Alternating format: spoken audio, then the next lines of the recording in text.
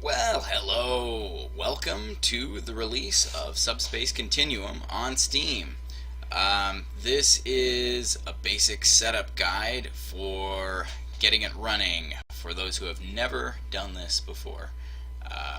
My name is Dead, and I will be glad to walk you through this exciting process. Okay, first thing you probably notice, this is a bit of an old school setup. Pretty lo-fi, and it's a little bit confusing. Your first instinct is probably to hit play, right? What? Doesn't specify a password? What? No. Oh, okay. Okay, you need to set up a profile before you even start. So, again, a little bit old school, a little backwards. So, first thing you want to do is click on Profile. Okay. So, let's see. First thing we have profile name. You can give that any kind of name you want. I'm going to go with Dead. Okay, player name.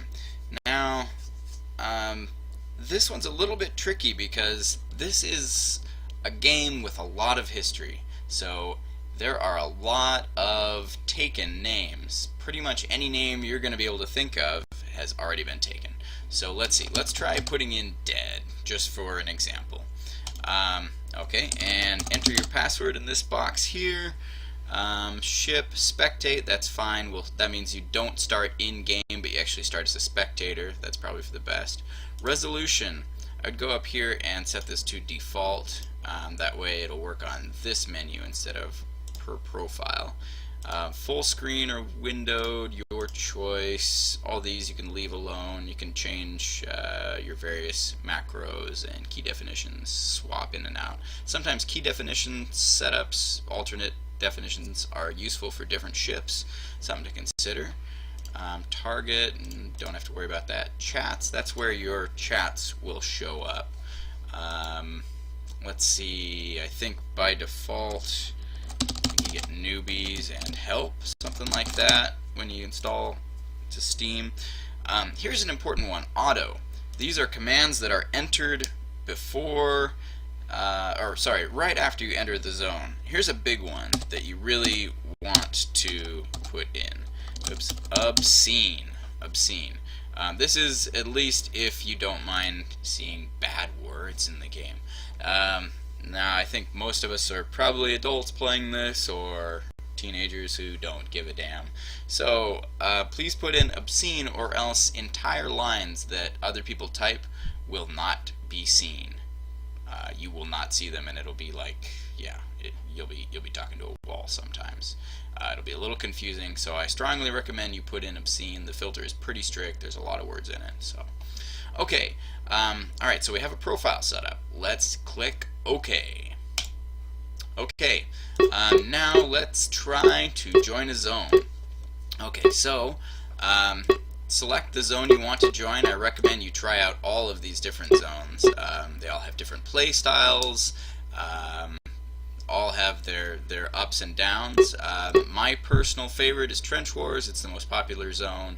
I also play other zones sometimes, but Trench Wars is sort of the biggest and maybe the easiest to get into to start with. So it's not a bad starting spot, but I really recommend you check out every zone. Okay, so let's try to join. Let's hit play. And okay, invalid password for the specified user. So it doesn't tell you this has definitely been registered. It says the name you entered may already be in use by another player, in which case you should try another name. Otherwise, check your password. Okay, so again, the old school approach, it just says, hey, try again. Did you forget? So we're going to need to think up a name that is something quite unique, something that nobody else is going to have. So basically you just have to try names until you find something that'll actually let you in. Seems like a bit of a pain, but yeah, just keep trying. Alright, so let's see. Steam test user 5. That ought to get through. Okay, Steam test user 5. Okay. So that should go through fine. So I'll be able to hit play and enter the game. Okay. So at this point, you can go ahead and enter and play happily. The rest of this tutorial will be a bit of information about how to set up the game for those who like to tweak a little bit. Okay, so we already did profiles. That's the same as if you click profile there. Macros, you don't really need to worry about those at the moment. I'll go over those a little later. Let's go over options. Okay, so on the display tab here, weapon gauge, that'll be your weapons on the left side, status gauge, your status sort of items on the right.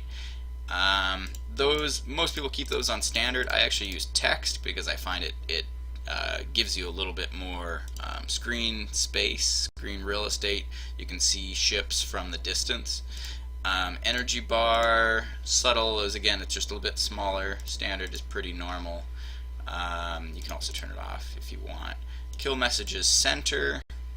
I usually leave those on the center, and enter and leave messages I usually turn off because that way you can see kills a little bit more easily. You can also send them to the chat, which will show up in the bottom left. Some people like that. And also transparent stats box, probably a good idea to check that because again, you'll be able to see people behind stats boxes, so pretty useful. Okay, over on the chat tab, if you use a large resolution, you'll find that the font is not scaled, so you'll want to choose. You'll kind of have to choose by trial and error which font is going to work best for you. So just go through those, try them one at a time. Medium or large should work for most people. Extra large is really ridiculously large. Excuse me. Okay, chat window. This is a good option. So chat window is, if you minimize the game screen, it'll pop up a chat window. And this game has a really active community. There are people who've been playing for years and years who have, there are people who've gotten married because they met on this game. So the chat system is huge. There's a lot of like private chats you can join. There's a lot of interesting communities. Yeah, a lot of cool stuff there. So having the chat window pop open when you alt tab out is really handy. So I recommend you leave that on. You can also put it on always show. That's good for if you have windowed mode and you want to still access that chat screen. Name length, you should probably, I don't know, people vary on this. This is how big the name will show as in the chat window. I put it on like 19 or 20 because then you can see the full name. It's just a little handier. You don't have to look it up or anything. Message lines, so the number of lines of chat that you'll see. 8's a pretty good compromise. You end up hitting escape if you want to see all of the chat window pop up. All of the lines of chat. Note that there is no history in the game itself. There is a history in the chat window. That's another great reason to use the chat window, is if you needed to scroll back on the text, because otherwise you can't do it in the actual game window. So message lines, that's the number of lines that will actually show up in game whenever you're just playing, whether or not you've hit escape. Block obscenity, that doesn't actually do anything, so that's why you need that. That's why you need that obscene auto in the profile. Most of these you can safely ignore. Let's see, transparent messages, probably good to have on. Help messages, good for new players. I would recommend you have that on, and then you can turn it off when it gets annoying. Message alarm, little beep when you get a message. Sound mode, oh god. This is an old game. Yeah, it was released, what, 96? So we're talking almost 20 years old, and the sound is not up to snuff. So I turn it off. Some people play with engines off. I just play with the sound straight off because I don't know, it really bothers me. It's really low quality. It doesn't matter what quality you put on here, it just all sounds pretty much like garbage in my opinion.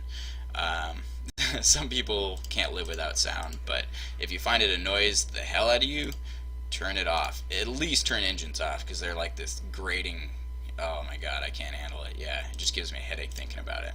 So yeah, sound probably off. Radar, I think it defaults to small. I can't remember.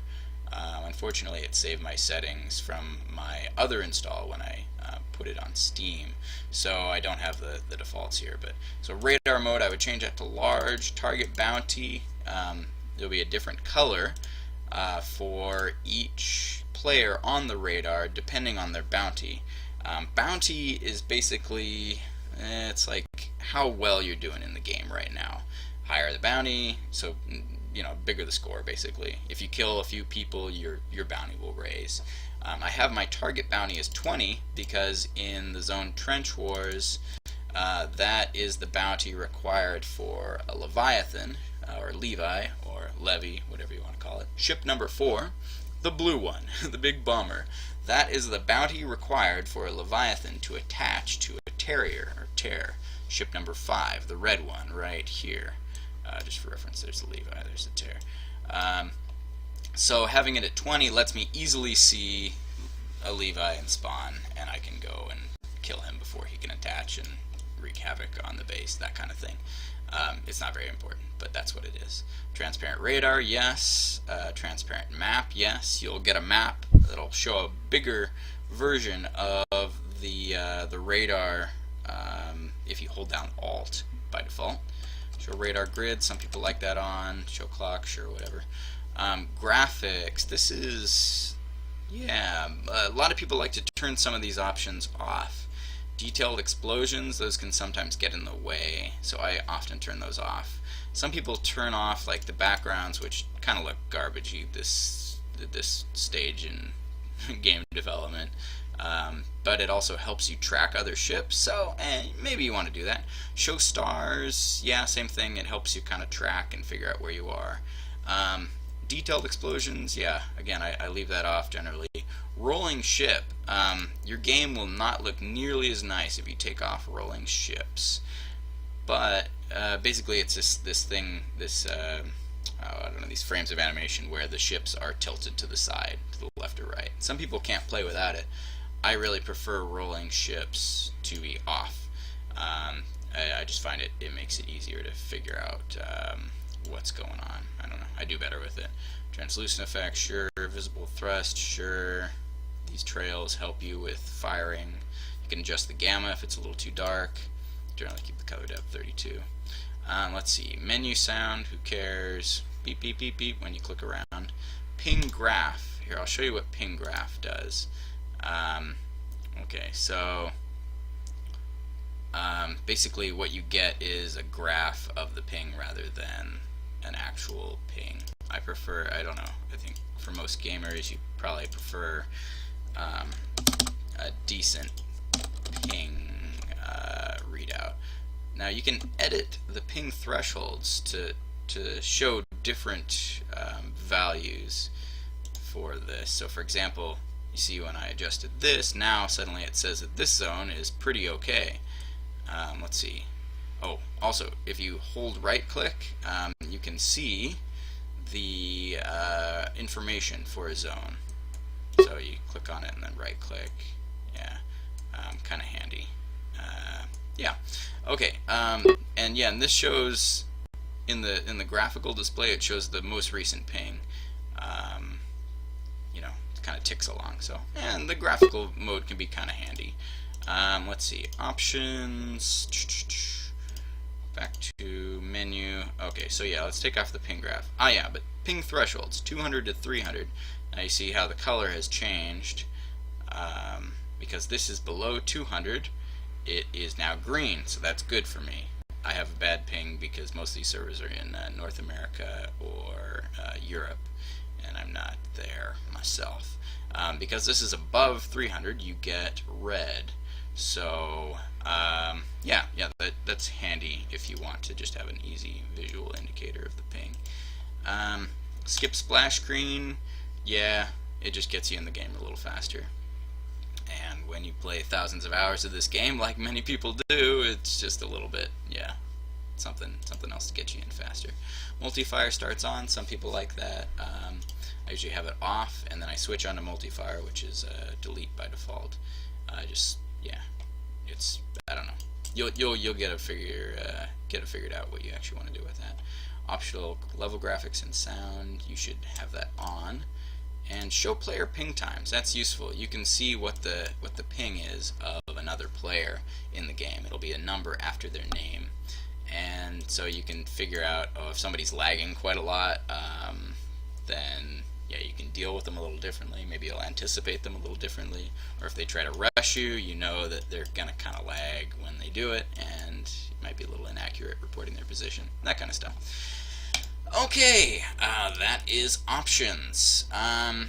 Real quickly, let's go over the keyboard definitions. Let's see. So you can change what key definitions you have. So you can, you can create one for, say, for ship 1, and then another one here, ship 2. My 2 key stuff. Oh my God, are you kidding me? Okay, all right, cool. Hit default, set back to defaults, switch around. Yeah, let's see. This is real useful. Obviously, you want to know what a lot of these are. For the zone that I play, Trench Wars, the main thing that you're going to need to learn, obviously, left, right, forward, back. Those are good default keys. You can use the standard keys, or you can use the numpad. Some people actually prefer the numpad. Shift will boost you at the cost of some energy. Control will fire a bullet. Personally, I set this to space. Probably a lot of people will disagree with that as a thing to do, but it gives me an extra key, so I can assign control to other things. But if you hit space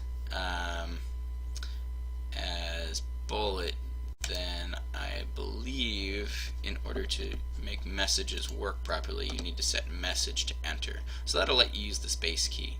But anytime you want to send a message, you need to press enter and then start typing your message. There's only one key for entering a message. Normally, you just start typing, and if it's not bound to a key, then you will start typing a message in chat, and it's what you start a message with that determines what kind of message it is. A team message, a private message, that kind of thing. And I'll try to cover that in the next video.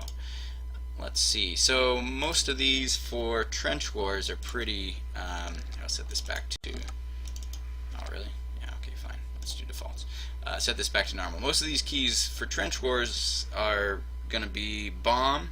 There's a few bombing ships. Ship 2, the Javelin, and Ship 4, the Levi or Leviathan, and also little Mr. Shark here, Ship 8. He's sort of the defensive ship. Okay, let's see. Mines, that's handy to know. Shift Tab, if you end up using the Shark, Shift Tab is a little bit awkward. I usually set that to X, and I set mine to, no wait, yeah, I set mine to X and repel, which is repel.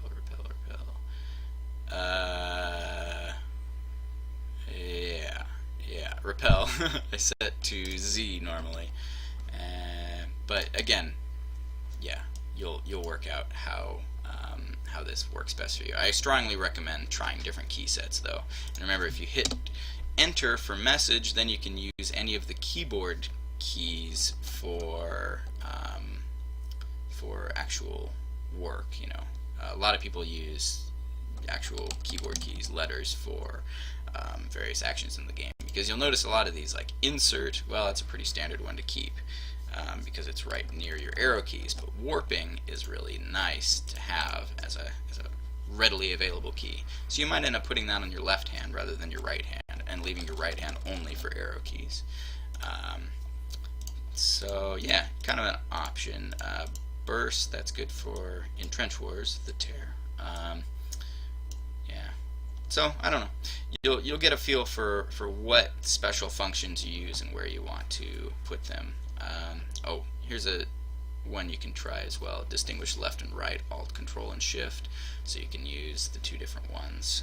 You might want to use right control for something, for example, because it's right by the arrow keys on a lot of keyboards.